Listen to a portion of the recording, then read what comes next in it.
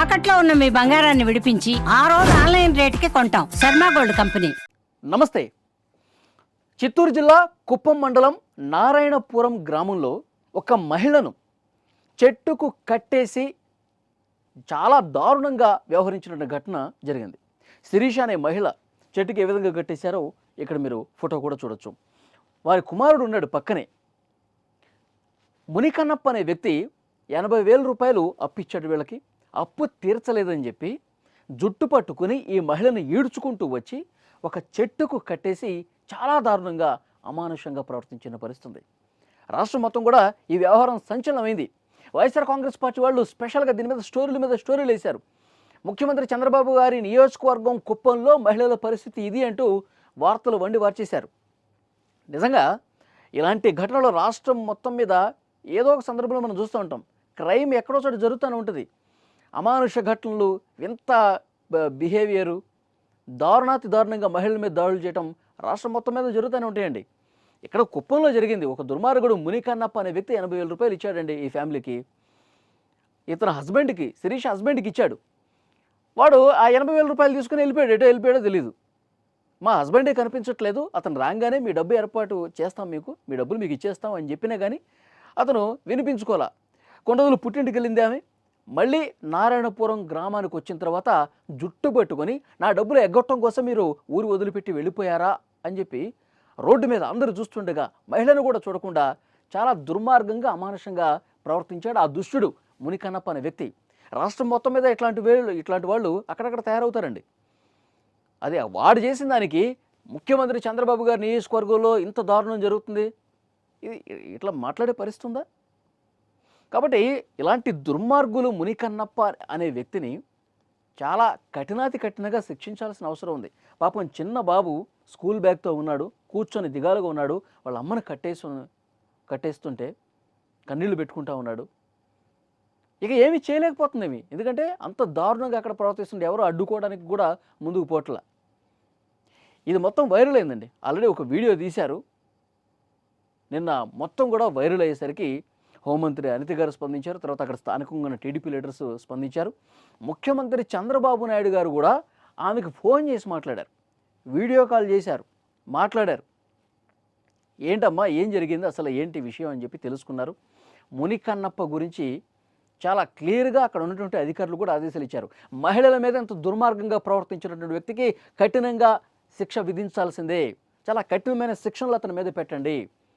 80,000 రూపాయలు అప్పు తీసుకుంటే తీర్చరా? మహిళని రోడ్డు మీద జుట్టు పట్టుకుని ఈడ్చుకుని సభ్య సమాజం తలదించుకునే విధంగా ఇంత దారుణంగా ప్రవర్తిస్తావని చెప్పి అధికారులు కూడా చాలా సీరియస్ అయ్యారు. కేసు నమోదు చేసి అతనికి జైలు పంపించినటువంటి పరిస్థితి ఉంది. ముఖ్యమంత్రి చంద్రబాబు నాయుడు గారు ఆ మహిళతో మాట్లాడారు ఫోన్లో. ఏంటమ్మా ఎందుకు ఇలాంటి పరిస్థితి వచ్చింది, మీ హస్బెండ్ ఏం చేస్తారు, నీకు ఏం కష్టం ఉంది, పిల్లలు ఏం చదువుతున్నారు, మొత్తం కూడా అడిగి తెలుసుకున్నారు. వెంటనే 5 లక్షల రూపాయలు సాయం కూడా ప్రకటించారు చంద్రబాబు నాయుడు గారు ఈ మహిళకి. అక్కడ ఉన్నటువంటి అధికారులు నీ బాగోగులన్నీ చూస్తారు, మీరు ఎలాంటి ఇబ్బంది పడకుండా ఉండేందుకు అధికారులు ఏం చేయాలో చేస్తారు, పిల్లల్ని బాగా చదివించండి, ప్రభుత్వానికి సంబంధించిన పథకాలు కూడా మీకు పూర్తిగా అందే విధంగా అధికారులు చర్యలు తీసుకుంటారు, మీరు ధైర్యంగా ఉండండి, ఎప్పుడు కూడా ఈ ప్రభుత్వం మీకు మహిళలకు అండగా ఉంటుందని చెప్పి చాలా క్లియర్గా ఆమెతో ఫోన్లో మాట్లాడి ఒక భరోసా నింపే ప్రయత్నం చేశారు. సో గతంలో ఎప్పుడైనా సరే అప్పుడు ముఖ్యమంత్రిగా ఉన్నటువంటి జగన్మోహన్ రెడ్డి గారు ఈ విధంగా బాధితుల పక్షాన నిలబడి ఆయన ముఖ్యమంత్రిగా ఉన్నప్పుడు చెప్తున్నా, ఇప్పుడు ప్రతిపక్ష హోదా కూడా లేకుండా ఉన్నప్పుడు ఆయన రోడ్ల మీదకి వచ్చి చాలామందితో కలుస్తున్నారు, మాట్లాడుతూ ఉన్నారు. కానీ ఆయన ముఖ్యమంత్రిగా ఉన్నప్పుడు బాధితుల దగ్గరికి వెళ్ళి కనీసం పలకరించిన పరిస్థితి లేదు. పరదాలు కట్టుకొని ప్యాలెస్లోనే కూర్చుండిపోయాడు జగన్మోహన్ రెడ్డి గారు. కానీ ఇక్కడ చంద్రబాబు నాయుడు గారు ఆ బాధిత మహిళతో మాట్లాడి ఆ మునికన్నప్ప అనే వ్యక్తికి కఠిన శిక్ష వేసే విధంగా అధికారులకు ఆదేశాలు ఇచ్చి ఈ మహిళ బాధ్యత మేమే తీసుకుంటాం, ప్రభుత్వం చూసుకుంటుంది ఒక భరోసా ఇచ్చారు. పిల్లలు కూడా మంచిగా చదవమని చెప్పారు. ఇది ప్రభుత్వం ఈ విధంగా పనిచేయాలి. దుర్మార్గులు అన్ని చోట్ల ఉంటారు. మునికన్నప్ప లాంటి వాళ్ళు రాష్ట్రం మొత్తం మీద మహిళల మీద దాడులు చేసేవాళ్ళు, అఘాయిత్యాలు చేసేవాళ్ళు అన్ని నియోజకవర్గాల్లో ఉంటారండి, రాష్ట్రం మొత్తం మీద ఉంటారు. ఇక్కడ కుప్పంలో జరిగింది. ఆ దుర్మార్గులు ఇట్లా ప్రవర్తించేసరికి దీన్ని రాజకీయం చేసే ప్రయత్నం కూడా వైఎస్ఆర్ కాంగ్రెస్ పార్టీ చేసింది. డెఫినెట్గా ఇలాంటి విషయాల్లో రాజకీయాలు చూడకూడదు. అవసరమైతే వైఎస్ఆర్ కాంగ్రెస్ పార్టీ వాళ్ళ దగ్గరికి వెళ్ళి ఆ ముని కన్నప్ప అనే వ్యక్తిని 4 తగిలిచ్చి వాడికి బుద్ధి చెప్పి ఒక 4 లక్షల రూపాయలు వీళ్ళకి సహాయం చేయండి. వైఎస్ఆర్ కాంగ్రెస్ పార్టీ వాళ్ళు ఇది చేయాలి. అంతే తప్పించి ఏం దొరుకుతుందా మనం రాజకీయం చేయడానికి, చంద్రబాబు నాయుడు గారిని ఇరుకుని పెట్టడానికి మనకి ఏం అస్త్రం దొరుకుద్దా? మీరు రాజకీయం చేయాలనుకుంటే సజావుగా చేయండి. రాజకీయాలు చేయించుకుంటే మీ ఏది ప్రజలకు ఇబ్బందికర పరిస్తుందో దాని మీద చేయాలి. ప్రభుత్వం ఎక్కడ ఫెయిల్ ఉందో దాని మీద చేయాలి. అంతేగాని ప్రతిదాన్ని తీసుకొచ్చి పొలిటిసైజ్ చేసుకోవటం అంటే ప్రజలు కూడా చీత్కరించుకునే పరిస్థితి ఉంటుంది.